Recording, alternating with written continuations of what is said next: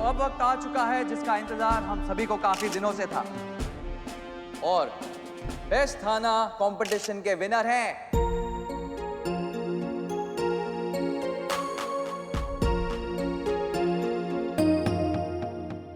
बुलबुल पांडे का थाना जानकीपुरम।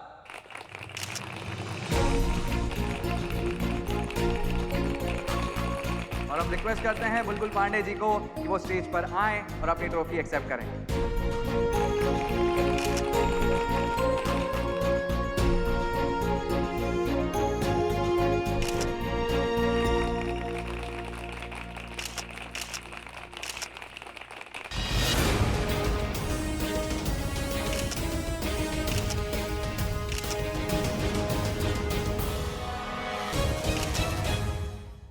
हम आप सबके आभारी है कि आपने हमें इस लायक समझा।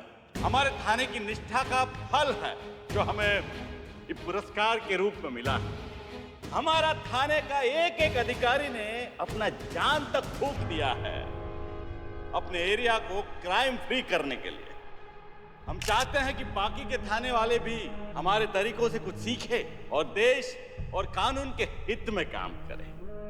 हाँ, वो तो हम बहुत अच्छे से जानते हैं। हमारे थाने के जो अधिकारी यहाँ मौजूद है, मैं चाहूंगा कि वो भी स्टेज पर आए। अरे लाइट चली गई।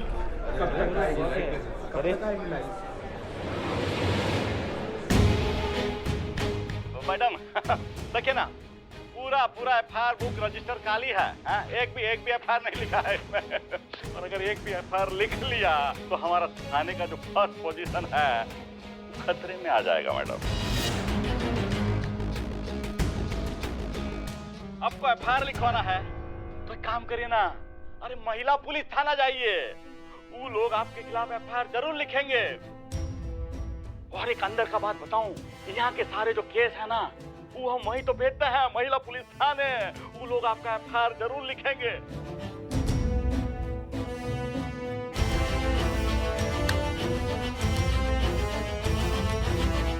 ये स्टिंग ऑपरेशन किसने किया है? पता नहीं मैडम से किसने किया, लेकिन जिसने भी किया बहुत ही अच्छा किया। अब इस बुलबुल पांडे की शामत आएगी। पुष्पा जी, हाँ, वो लोग जीत चुके हैं ट्रॉफी, अब छोड़ दीजिए अपना मौन। बताइए। आपको पता है पुष्पा जी? हाँ, बहुत बताइए। हम पकड़ते हैं मैडम सर, 1 मिनट हम पकड़ते हैं।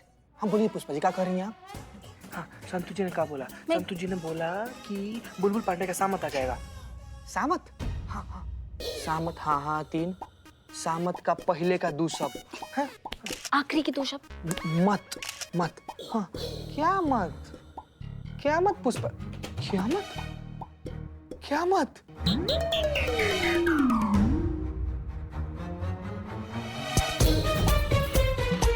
स्टिंग ऑपरेशन कयामत ने किया है? आपको कैसे पता पुष्पा जी? बुलबुल पांडे ने महिला पुलिस थाने के साथ बहुत ही गलत किया है। स्ट्रिंग के बेसिस पर हम महिला पुलिस थाने को विजेता घोषित करते हैं।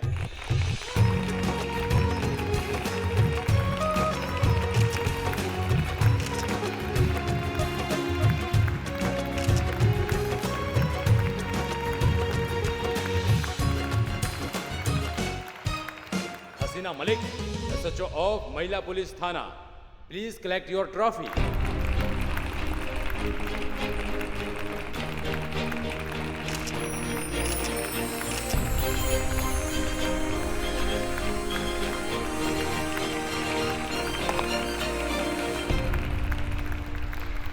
अब सर माफ कीजिए, लेकिन हम पहले कुछ कहना चाहेंगे। जी बिल्कुल, आइए। हम जानते हैं कि बुलबुल पांडे ने जो किया वो बहुत गलत किया, लेकिन ये बात हमारी जीत का पैमाना बिल्कुल नहीं हो सकती। ये स्टिंग ऑपरेशन एक क्रिमिनल ने किया, और एक क्रिमिनल के सपोर्ट के साथ हम ये कंपटीशन कभी नहीं जीतना चाहेंगे। हम ये प्रतियोगिता जीतना चाहते थे अपने मेरिट के बेसिस पर, सांत्वना के बेसिस पर नहीं।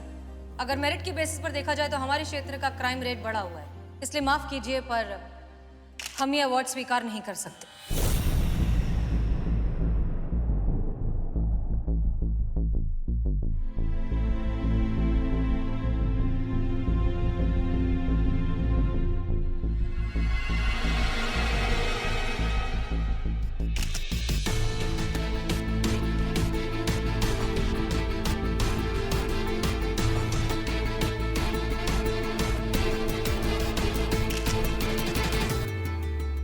रुकिए हसीना मलिक।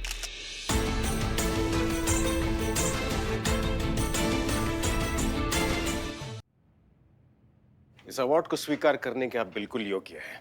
वो इसलिए क्योंकि आपने कंपटीशन को ताक पर रखकर दूसरे थाने के केसेस अपने थाने में रजिस्टर किए।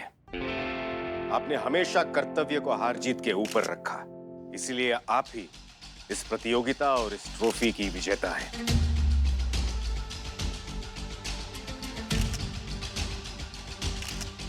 और हम ये भी जानते हैं कि हमारे सिस्टम ने हमेशा क्राइम रेट को एफआईआर रेट के ऊपर रखा, लेकिन अब वो समय आ गया है कि हमारे सिस्टम में कुछ परिवर्तन किए जाए और ये अवार्ड उन्हें दिए जाए जो रैंकिंग को देखकर काम ना करें, बल्कि अपने काम के बदौलत रैंकिंग पाए।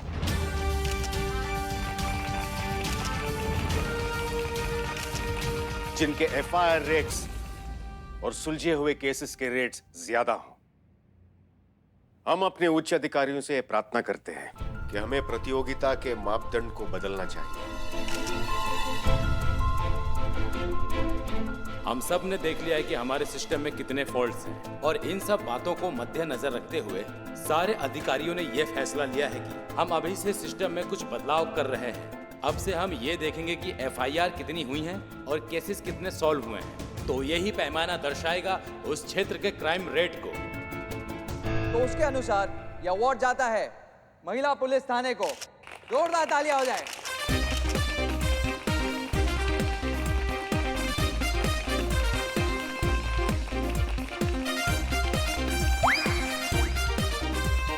तो मिस मलिक, क्या अब ये अवार्ड आप एक्सेप्ट करेंगी?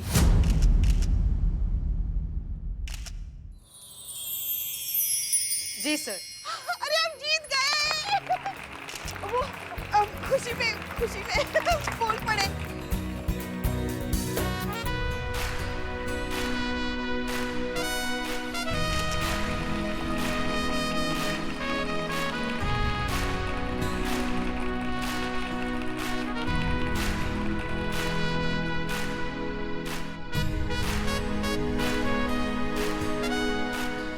हम वैसे ही बहुत कुछ कह चुके हैं, इसलिए अब सिर्फ इतना कहेंगे कि ये सब कुछ हमारी टीम के बिना मुमकिन नहीं था।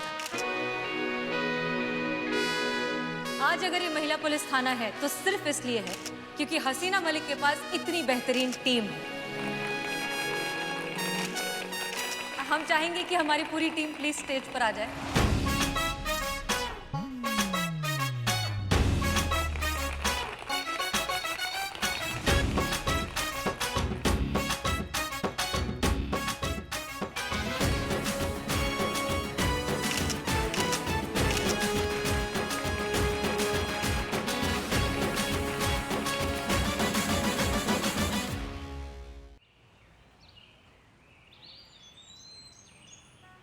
सर, आपका बहुत बहुत शुक्रिया। सर, सच कहें तो आपने जो किया, अगर वो आप नहीं करते तो हमारे लिए प्रतियोगिता जीतना नामुमकिन था। Thank you. हमने वही किया जो हमें सही लगा, लेकिन फिलहाल हम बहुत दुखी हैं हसीना जी। क्यों? क्योंकि अब आपका स्थानांतरण हमारे पुलिस मुख्यालय में नहीं हो पाएगा। हमने तो सोचा था चलो इसी बहाने हर रोज आपका दीदार हो जाएगा।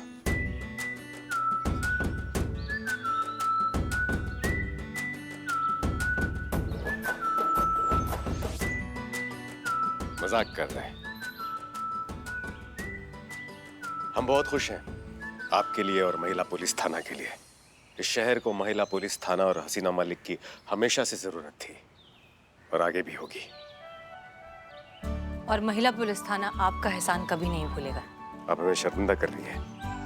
ये जीत आपने कमाई है। सत्यमेव जयते को सही मायने में परिभाषित किया है आपने। हाँ सर, लेकिन सीनियर ऑफिसर्स का नजरिया तो आपने बदला है ना।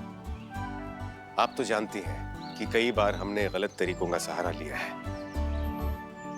और इसी कारण हमने आपको भी चोट पहुंचाई है।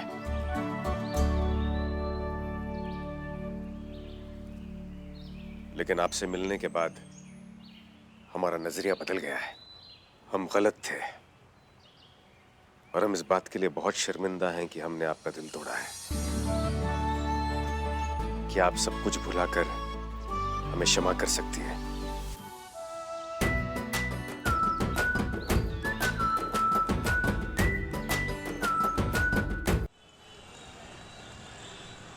आपसे मिलने के बाद हमारा नजरिया बदल गया।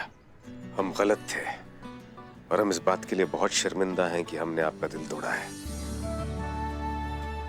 क्या आप सब कुछ भुलाकर हमें क्षमा कर सकती हैं?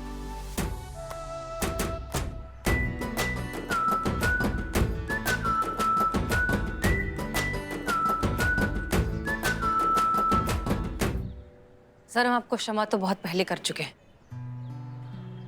लेकिन माफ कीजिए, हम कुछ भी भुला नहीं सकते, क्योंकि भूल जाने पर अक्सर गलतियां फिर से हो जाती हैं। तो क्या हमसे प्यार करना एक गलती थी?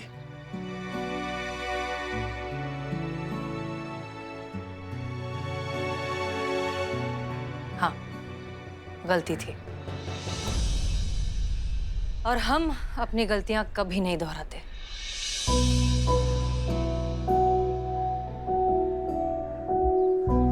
सर, हमारी टीम हमारा इंतजार कर रही है, सो आपके सपोर्ट के लिए बहुत बहुत शुक्रिया। जय हिंद। जय हिंद।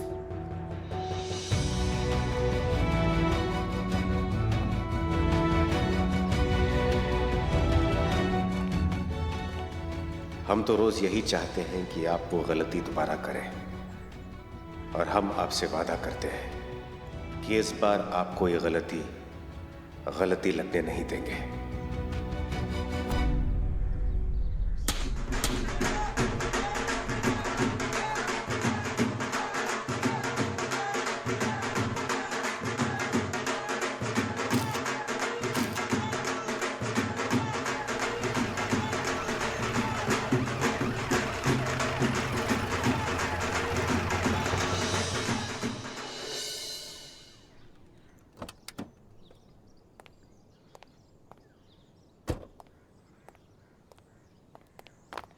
जय मैडम सर। जय हिंद। मैडम सर, ये 2 बागड़ बिल्लों ने वो ढोल अरेंज किए थे, इन दोनों ने। वो मैडम सर खुशी के मारे, अवार्ड की खुशी के खुशी के मारे।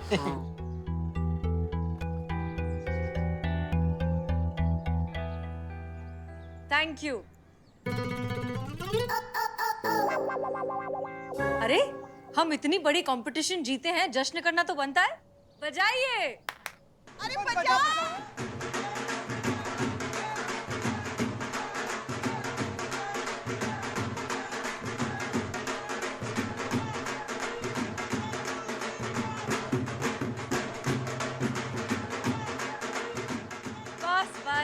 बस। ये कंपटीशन जीतने के लिए आप सबको फिर से ढेर सारी बधाइयाँ। चलिए, अब बहुत हो गया जश्न मनाना, कि let's get back to work. हमारे पास एक केस पेंडिंग है। अब कौन सा नया केस आ गया? नया केस नहीं है संतोष, पेंडिंग केस है कयामत का। उसे तो पकड़ना होगा ना। फिर से कयामत? नहीं मैडम सर, हमको लगा कि कयामत वाला केस निपट गई तो फिर से सामने प्रकट हो गई। काहे पकड़ना होगा मैडम सर? नहीं, हमारा मतलब बुलबुल को एक्सपोज किया ही कयामत ने, है ना?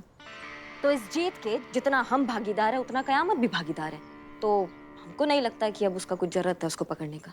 मैडम सर, वैसे देखा जाए तो हम और करिश्मा मैडम जो है ना, वो 2 समांतर रेखाएं हैं जो कभी एक नहीं हो सकती। मगर ये जो कह रही है ना, इस मामले में हम इनसे सहमत हैं। हाँ मैडम सर, अगर कयामत ने मदद नहीं की होती तो शायद हमारा थाना बंद हो गया होता। हाँ मैडम सर। कयामत ने बुलबुल का पर्दाफाश कर दिया, तो हम उसे माफ कर दें? हरगिज नहीं। हमारे लिए कयामत कल भी मुजरिम थी और आज भी मुजरिम ही है, इसलिए हम उसे हर हाल में पकड़ेंगे और आप सब हमारी मदद करेंगे। क्लियर? जी मैडम सर। डिस्पर्स। चलो भाई।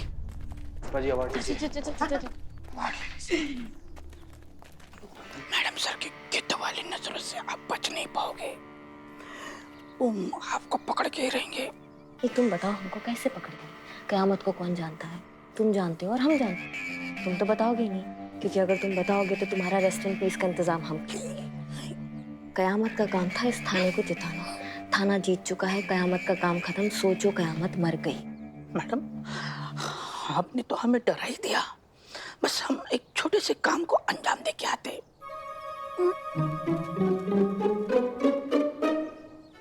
बदनाम, लाओ पिलाओ तुम्हारा जहर आज।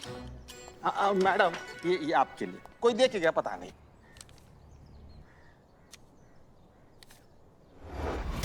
आई नो तुम ही कयामत हो।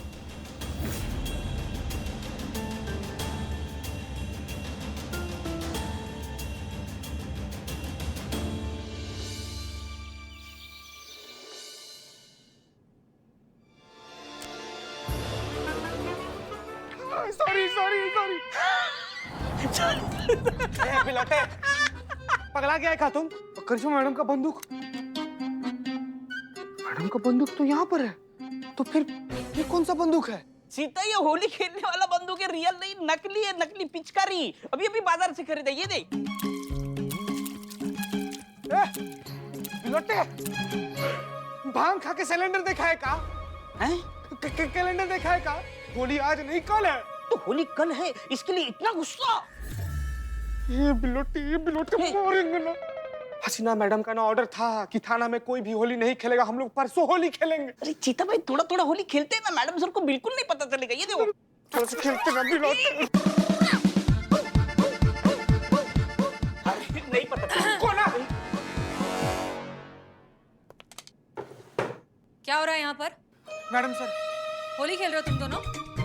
देख रही है इसको। शर्ट क्यों गीला है तुम्हारा? बिलौटा, इसको हम मना किए, बोले कि मैडम सर ने मना किए नहीं खेलना है होली, फिर भी नहीं मान रहे। नहीं, मैं कहाँ होली खेल रहा था, मेरे पास तो पिचकारी भी नहीं। तो फिर एक्चुअली इंडिसेंस ये हुआ कि नहीं, इंडिसेंस नहीं, क्या अब इंसिडेंस ये हुआ कि मैं पानी पी रहा था ऐसे, और ये चीता ने बहुत ही बढ़िया जोक मारा, तो पानी पीते पीते ऐसे ही गिर गया उसके यूनिफॉर्म पे, तो वो गीला हो गया।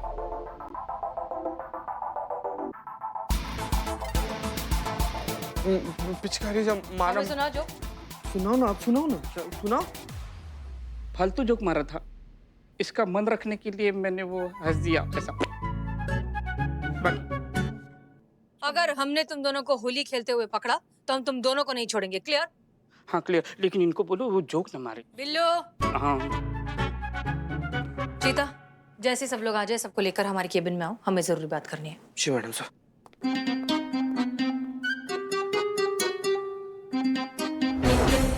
जैसा कि आप सब जानते हैं कि कल होली है और होली के दिन लोग ज्यादा ही मनचले हो जाते हैं, इसलिए हमें सिक्योरिटी और भी टाइट रखनी होगी।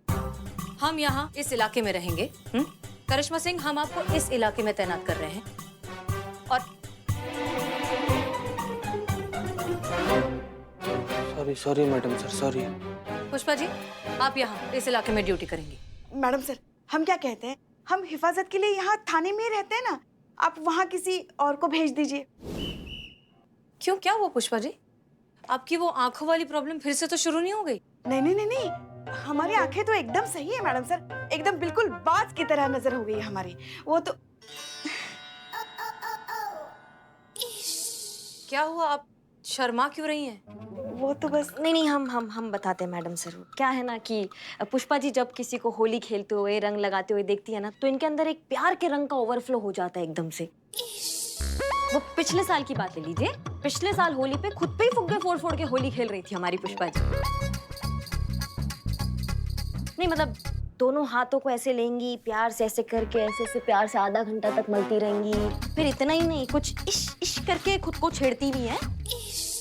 और यहाँ पे भी बात खत्म नहीं होती है मैडम सर, वो गाना गाती हैं एक, वो चीते, वो कौन सा गाना हो? हाँ मैडम, वो वाला गाना, रंग लगा दे मुझे अंग लगा दे, ऐसा वाला गाना। हाँ मैडम सर, अब बताइए, जंग लगने की उम्र में अंग लगने की बात करती हैं पुष्पा जी।